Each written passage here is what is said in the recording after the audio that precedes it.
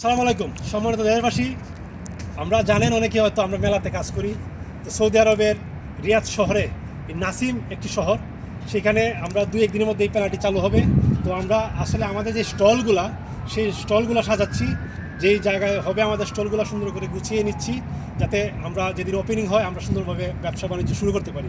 তো আসলে উনি আমার বিআই, উনি আসলে খুব ভালো একজন মানুষ, ভালো মনের মানুষ। ওনাকে নিয়ে কাজ করছি, উনি অনেক মেলায় কাজ করছেন, প্রায় 5 বছর যাবত। 5 বছর যাবত শুধু এই মেলার জগতে আছে উনি। আর আমি তো আমার তো 5-6 মাস হলো। তো উনি, আপনি কিছু বলেন এই সম্বন্ধে? এই মেলাটা আসলে প্রতি বছর একবার হয়। এই মেলাটা খুব জমজমাট, অনেক লোকজন হয়। এই মেলাতে আমাদের মালিক মিজানুর রহমান, ওনার 4টা দোকান, আমরা এখানে 27টা জন লোক কাজ করি। এই মেলাতে আমরা আসলে এই দোকানগুলো আজকে করতেছি, স্টলগুলো বসাইছি। 3-4 দিন পর সম্ভবত দোকানটি চালু হবে।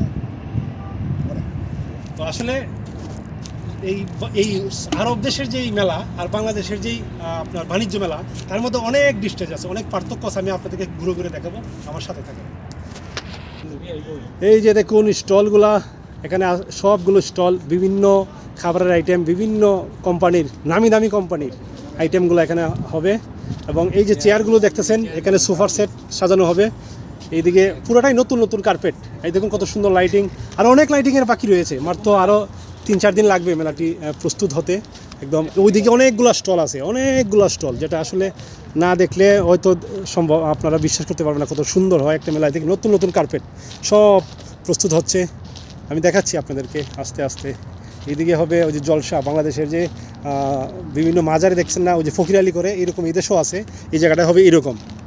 এবং ওইদিকে হবে বিভিন্ন ওই যে ওই পশু পাখির যে একটা চিড়িয়াখানার মতো এখানে হবে। ওইদিকে হচ্ছে বাচ্চাদের খেলনার জায়গা, ওইদিকে ঢুকবে।